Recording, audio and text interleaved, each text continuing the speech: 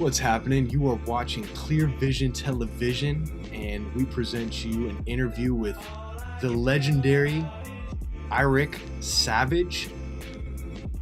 What's good, y'all? Not much, just chilling. Oh yeah. Hell yeah. You just dropped a new project recently with Pehos. How'd that go? It's getting a lot of love really fast, so I'm happy about that. And then like a lot of people that have just found out about me from their like recent singles, it's a different change of pace.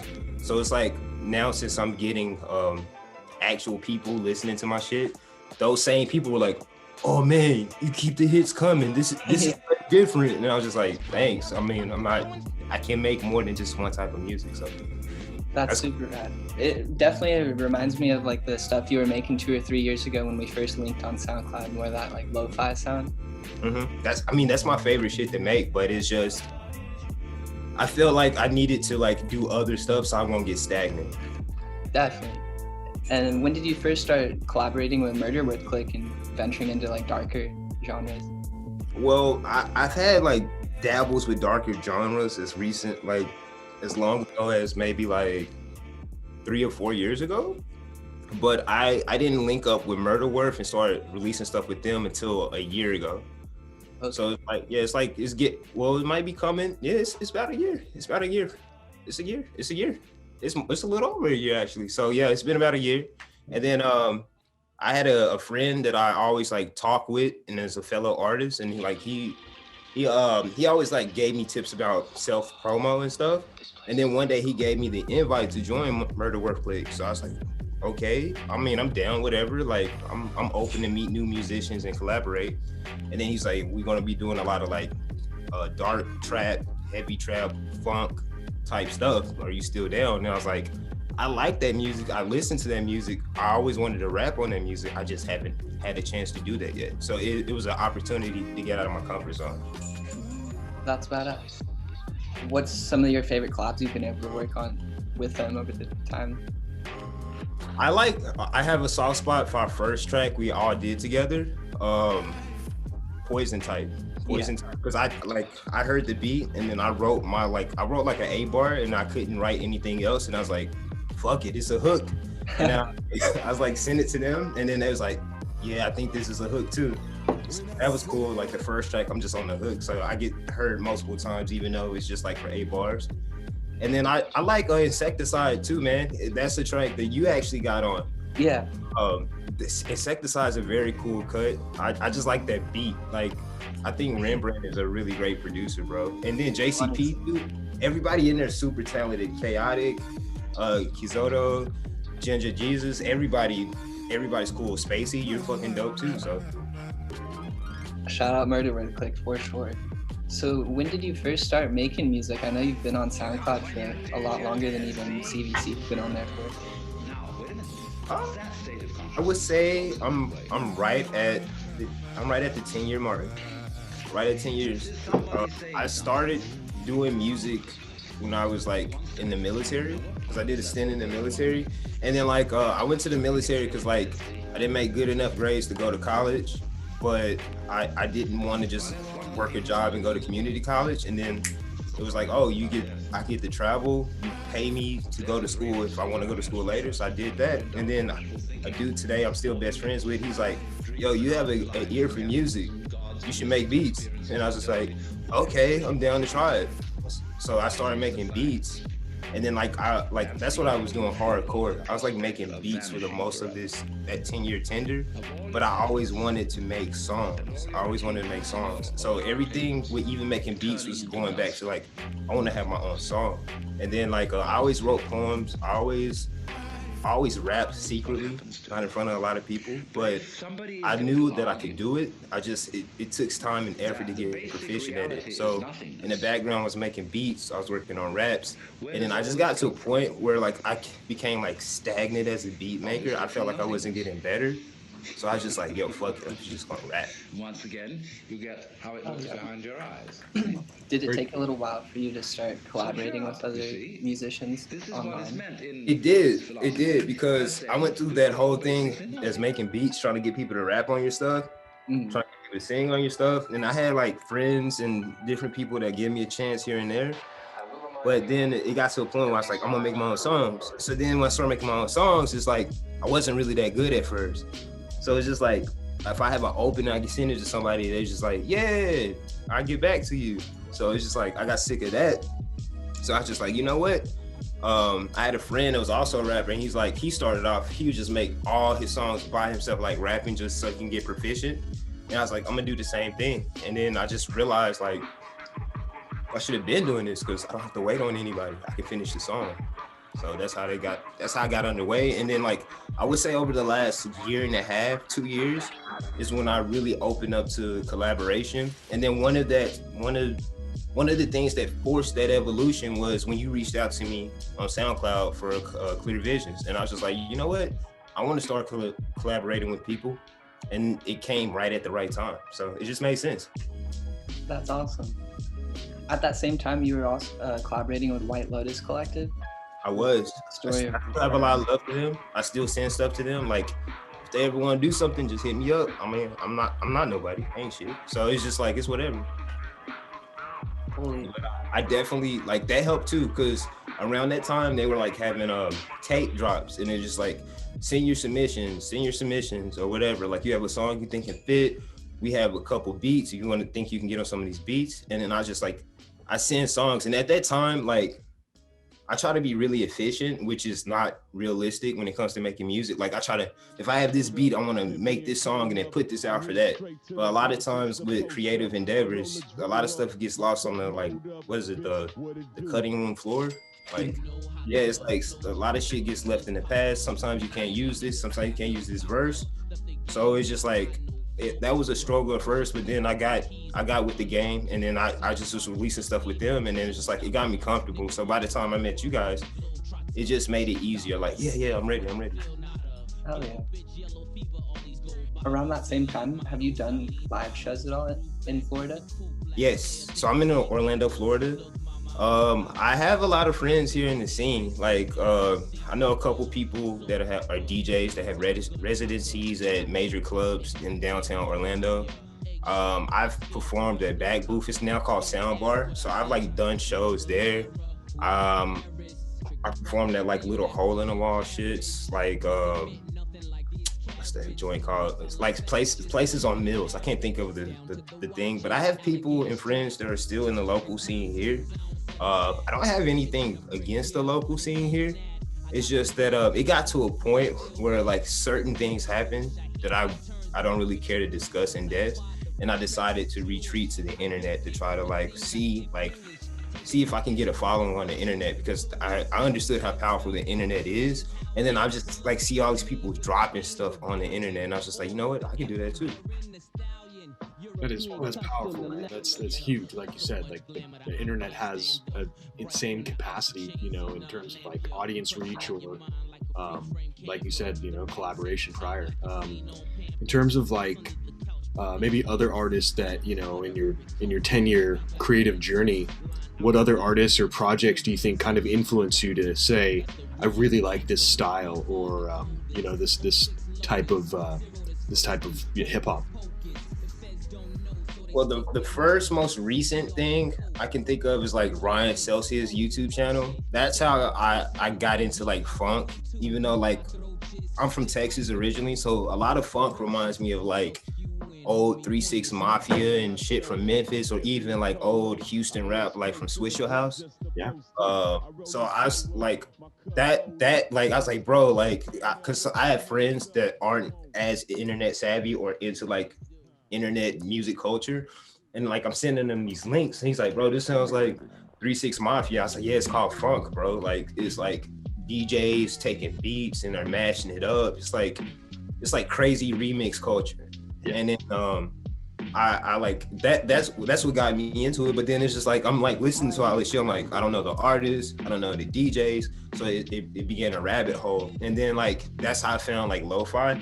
I kind of found lo-fi on SoundCloud, because when I first heard it, I was like, damn, these some cool ass boom bap beats.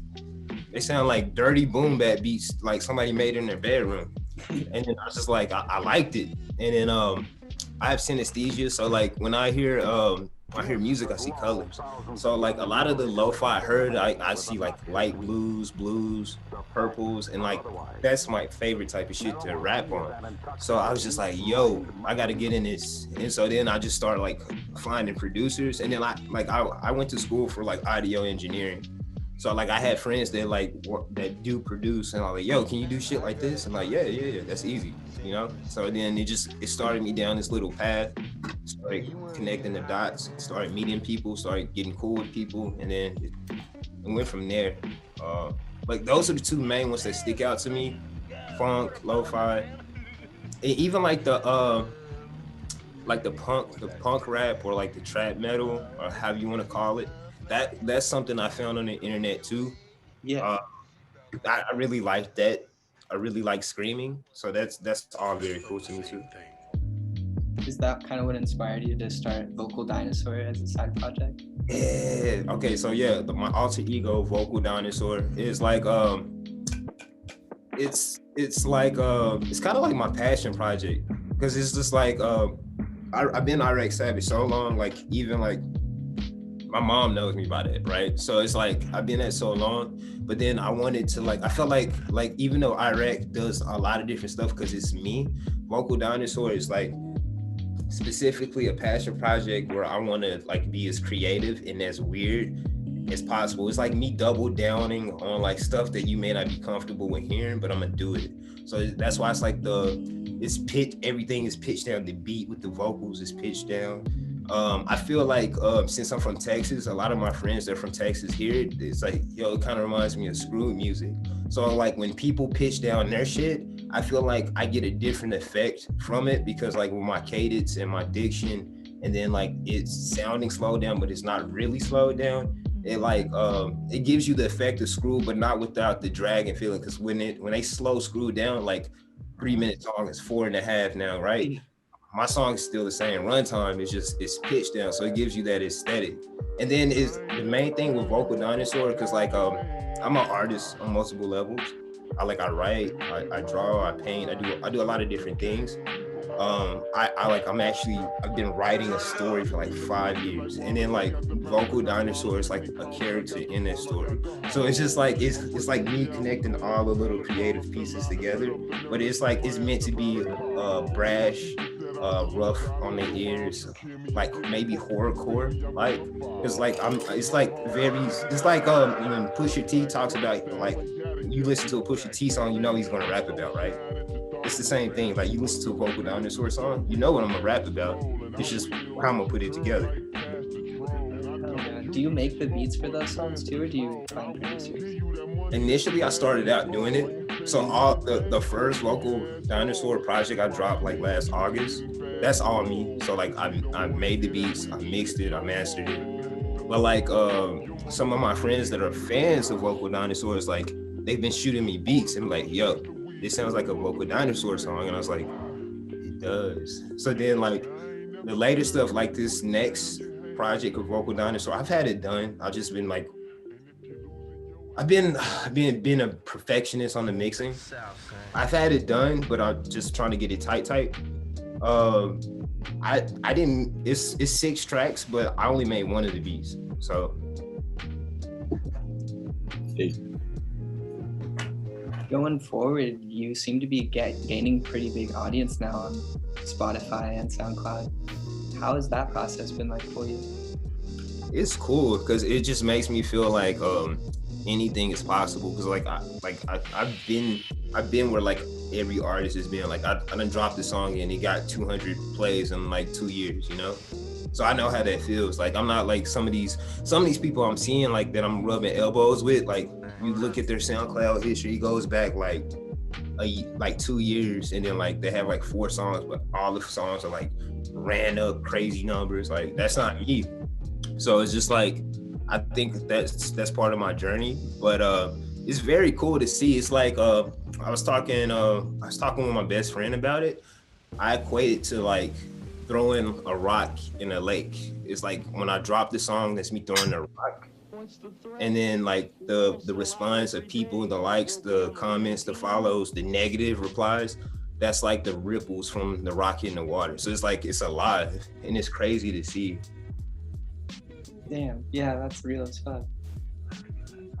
Have you found like more once you started getting into like AMVs? Was that pretty helpful to gain some of those fans? Yeah, like so like I was like I've been in multiple bands and groups from the past, and then I was in a group with one of my, she's still a good friend of me today. Her name is Jazz.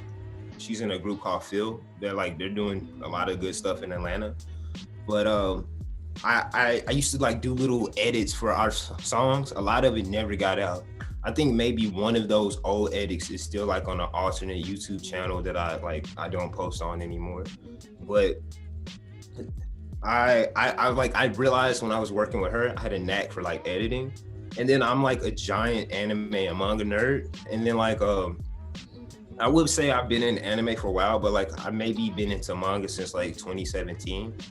So it's just like it's like coming full circle. It's like me having a gift with editing, me being very into like anime and manga, and then me like seeing what the internet is doing, like because these channels with the AMVs and all of this and that. And then I was like, yo, because like for a while, I'm sorry, I get on tangents, but I come back home. I was like realizing that I need some sort of visual, because like just like dropping a song with a picture doesn't work. So I was like, let me do an edit. And then I just like, at first it went from like, I just don't want to do the same type of edit. And then it's like, damn, I don't want to get copyright. And then I finally settled on A&Bs because I noticed it was these big channels that drop this without copyrights happening. And then after trial and error and learning how to edit, then that's when I started consistently making A&Bs. Not everything is an A&B. Some things are just an edit, but it's definitely just because of like something I noticed I was good at, and me looking at the temperature of the room, or feeling the temperature of the room, I should say. And then just like deciding like, all right, I need visuals. So it was just an easy choice. It made sense. 36. That's so sick, man. Like I, growing up, you know, my father was a a convention foreman, and so every now and again he would be able to sneak my brothers and I into like E3, and while that's not, you know, anime and shit like that, it's like crazy massive, you know, video game booths, you know, all this crazy exhibits and shit. And so I can totally understand for like how that really felt full circle for you. Like you literally are like, I'm so passionate about this, I'm feeling the temperature of the room, now let's, you know, make this visual component. Just curious, what are some of you know, your favorite manga or anime show? Well, I mean, one of my favorite manga is Berserk. So unfortunately the author did pass away, but that's one of my favorites. I like a lot of shit. I think like low-key one of my favorite, even though it's not technically a manga, it's a webtoon. I like Tower of God a lot. Like that, a lot of people gave it hate, calling Bomb a simp. But if you actually read the fucking story and go past it, like you realize like he didn't have nothing. And then what he's becoming right now is really crazy. It's like we're watching people essentially become mortals to gods. I think it's crazy. It combines a lot of elements from like One Piece, Harry Potter, Dragon Ball Z, Hunter x Hunter. It's a lot of different elements together. And then I really like Hunter x Hunter. I really like all those ones I just named. I like those a lot. I keep up with everything on Shonen Jump, so I'm up to date on My Hero. I'm up to date on Jujutsu Kaisen, Black Clover. Those are the main ones that I'm in. I really like Fire Force, so I'm reading that too. I felt I was up to date. I fell off a year ago, then I caught back up, and then I fell off again. So I'm like maybe like 10 chapters behind. Anime wise, what I'm watching right now is the new season of The Time I Was Reincarnated as a Slime. That's a really dope series. I went and read ahead because I couldn't wait. That shit is really cool. And then the other thing that I really like that gives me a lot of inspiration currently, I like Solo Leveling. That's another like Korean one that has a webtoon, or like on like a webtoon like app, but it hasn't had an anime adaptation, which I hope it does get. Oh yeah, I'll definitely have to look into some of those. That one sounds sick. Yeah, it's really good. I fucks with it a lot. Solo leveling, because it's like it's I like stories that show don't tell, which is like, I guess it's like, I forget the writing, the term for it with writing. It's like, I guess it's like a writing discipline. You should show not tell. So it's like, I like shows just like that. Like, hold up, like why is he alive for 1,000 years? Like why is that person that real strong? Like, who is this? So I like shows that like they catch me up with the dialogue. I think One Piece is kind of good like that. I'm fully caught up on One Piece too. So that's a fucking job. It's like over 500 episodes, right? Or 1,000 episodes, something like that. Yeah. It's like the mangas. I think 1022 comes out this Sunday, and then the anime is like around there too. Yeah. What I did was, like, it took me like 8 months, but I went and read the manga from zero and caught all the way up. And then I just went back and watched the fights that I liked in the manga. I went and watched the fights in the manga, and then once I just watched all the stuff I was cool with, then I just like, all right, weekly, I'm gonna just watch it and then read it, because it comes out like usually like every other week. So One Piece is great though. Mm-hmm.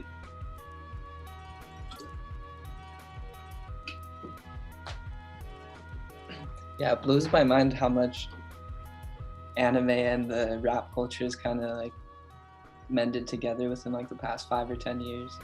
Dude, like, and a lot of my bars too, I had to calm it down. I had a lot of like metaphors that were like anime bars that people wouldn't get, and then I had to slow down on that. And then like, even like, for example, with like Takeover King, like I submitted it to some curators, and then they like some of them accepted it, some of them talked shit about it or whatever.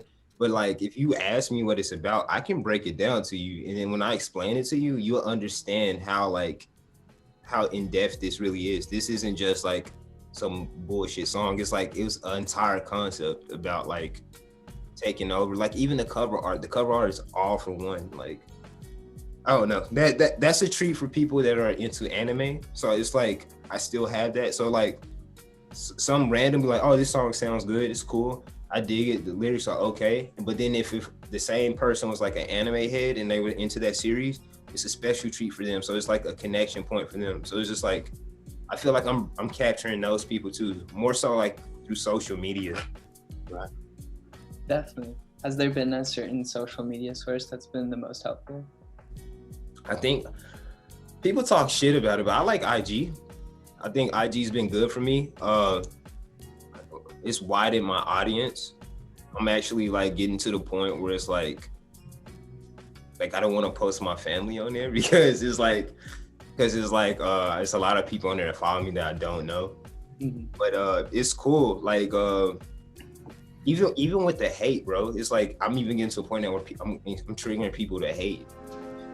So it's just like, it's cool. Exposure's exposure, I guess. But it's just like, I think IG's been a really good platform for me to connect with people. And then I've noticed some of those same people from IG will like pop up on like my SoundCloud, or like, oh, like that name looks familiar. And then like they're like a recent follow on IG or something. For sure. I'm super stoked, honestly. IG's helped us a lot, collaborating with other people and like actually making in-person relationships down in like LA or other parts of California. But I think it's cool being able to connect with other collectives or media outlets, like No Rivals. You got to link with them recently. Mm-hmm. They're super chill. They're like throwing shows in Indiana and Florida and California and trying to connect this underground scene. Yeah, that's very important. That's very important. And I don't know, do you have any like ideas or point of views when it comes to like the future of like internet music to an extent? Like, I don't know, I guess I'm kind of like going on a tangent, but like, do you think like after this pandemic, more people are going to be able to like collaborate freely? Yeah, but like the fact that we've been using the internet so strongly, I feel like it's going to alter the future to where like it's not gonna go back to how it was. It's gonna be a new future. So like some elements of the past will still remain and come back into prevalence. But hopping on a Zoom call, being in group chats on IG, like these, like Discord is another thing that because I do sound effects work for a video game company. Like we're always in Discord. Discord is powerful too. So it's just like, I think the new normal will incorporate these not in-person methods, but there's going to be some things like, no, we need to get in the same room, or it's like these new ways of staying in touch because of the limited physical contact. It'd just be like those norms will stay in person, and they'll be the driving factor to gear up meeting and linking up for different shit. Like how you said, like it's helping you link with other collectives in person and forge connections that way. So yeah, that's super real. I'm excited for it. Yeah, so short answer, like it's just gonna be a hybrid of the old with what we've been doing. Yeah, I've been trying to chase a sound now. Like a lot of me being an artist and creating is like just doing stuff I feel or stuff I'm inspired about. Now it's got to a point where like I understand that I can do that. The next challenge is like, oh, I want to attack this sound. I want to make a song like this. So I have like 5 singles lined up, low key. I have 5 singles, and I have another EP that I mentioned, Vocal Dinosaur.